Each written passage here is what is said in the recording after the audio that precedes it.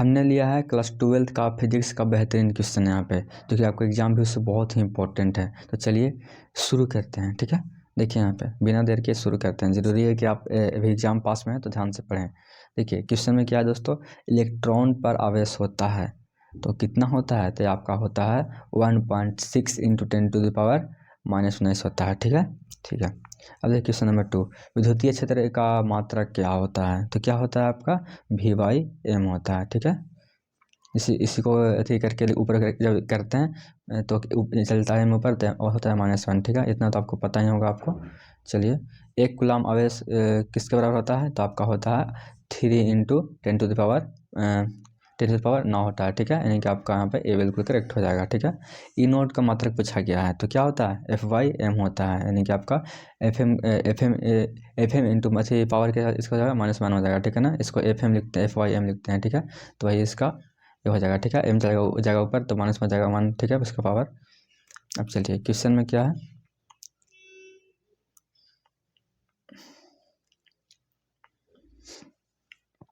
कि एक आवेशित चालक की सतह से किसी बिंदु पर विद्युतीय क्षेत्र की तीव्रता होती है, तो ये होती है सतह के लंबवत होती है, ठीक है। यानी कि आपका यहाँ पे बी बिल्कुल करेक्ट हो जाएगा, ठीक है। चलिए आगे देखते हैं क्वेश्चन नंबर 6, किसी अचालक पदार्थ के गोले को आवेश देने पर वह वितरित होता है, तो यहाँ पे आपका आंसर क्या हो जाएगा आपका। देखिए अगर आपको ऑप्शन में अगर दे देगा कि सतह पर या फिर सतह के अलावा अंदर भी या फिर केवल भीतर, तो आपका इसमें से कोई नहीं आंसर होगा, ठीक है ना। यहाँ पे आंसर होगा, ठीक है। यानी कि आपका कहीं नहीं होगा, यहाँ पे होगा, ठीक है ना, 4 ऑप्शन में। अब चलिए क्वेश्चन में क्या है,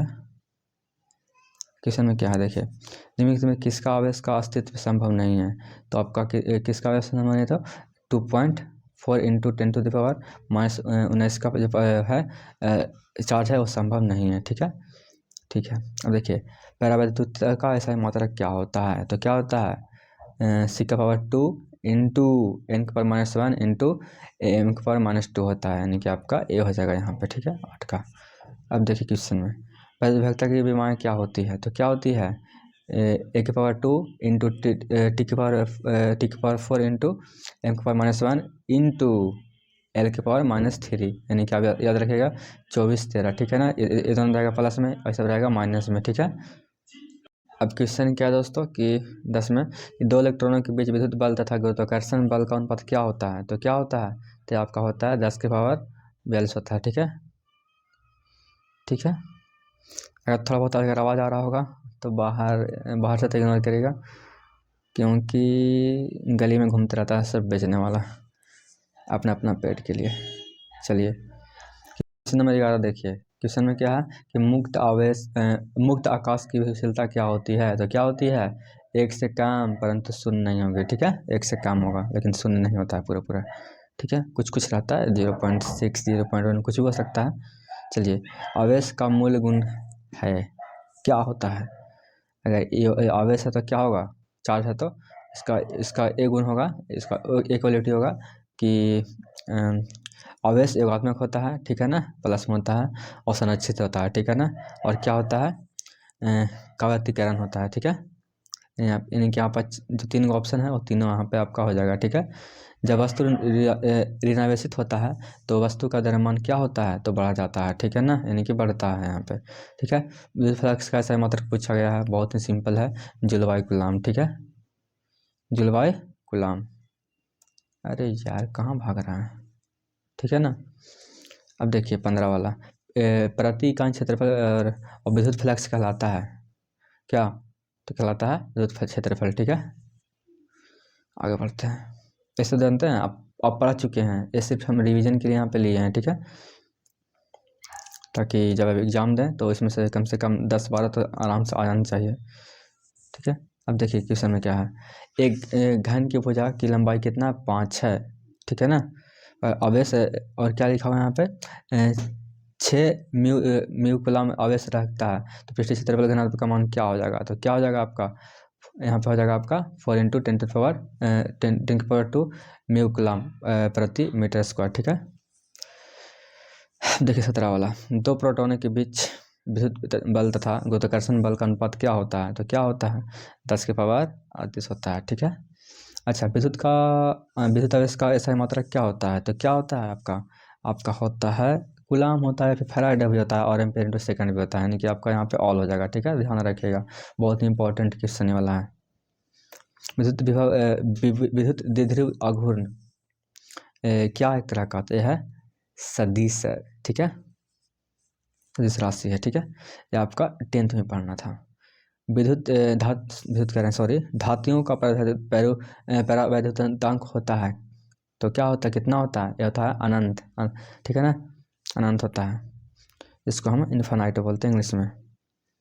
अब देखिए 21 नंबर क्वेश्चन, समान दशा में 2 प्रोटॉनों तथा 2 इलेक्ट्रॉनों के बीच लगने वाला विद्युत बल का अनुपात क्या होता है? तो क्या होता है आपका 1 होता है। देखिए यहाँ पे 10 के पावर 0 है, यानी कि आपका 1 हो जाएगा आंसर। ठीक है, अब देखिए आगे 22 देखिए, यदि समरूप विद्युत क्षेत्र x अक्ष की दिशा में विद्यमान है तो समविलंब होगा। तो कहाँ पर होगा? तो यह आपका होगा XZ तल की दिशा में होगा। ठीक है ना, XZ। ठीक है,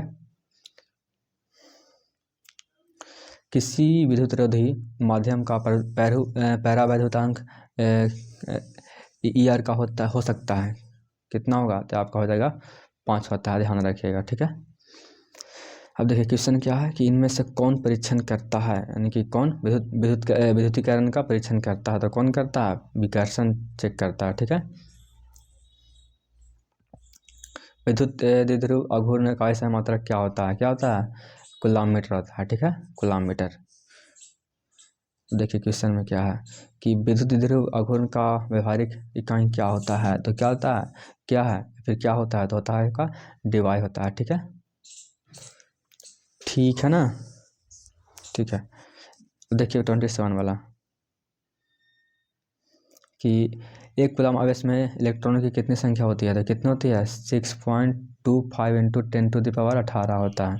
ठीक है, आगे देखिए, ध्रुव के अक्ष पर विद्युत क्षेत्र की दिशा विद्युत द्विध्रुव आघूर्ण की दिशा के क्या होता है? तो समांतर होता है, पैरेलल होता है। ठीक है, नहीं आपका ए हो जाएगा। ठीक है, देखिए कम समय में बहुत सारा आपको क्वेश्चन करवा दिए।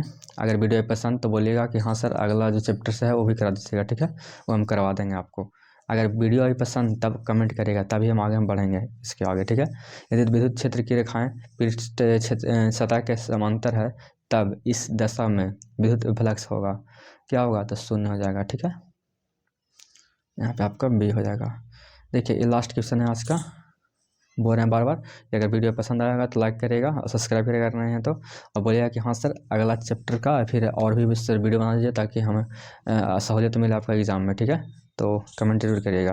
देखिए क्वेश्चन आज क्या है वाला लास्ट क्वेश्चन है, 1 एम्पीयर आवेश उत्पन्न करता है तो कितना, क्या उत्पन्न करता है? तो क्या करता है उत्पन्न? तो करता है सिर्फ मतलब कि विद्युत क्षेत्र उत्पन्न करता है। ठीक है ना, ठीक है, आपका यहाँ पे ये हो जाएगा। ठीक है, तो पढ़ते रहिए, खेलते रहिए, मुस्कुराते रहिए, अपना सेहत का ध्यान रखिए। ठीक है ना, मिलते हैं अगले वीडियो में।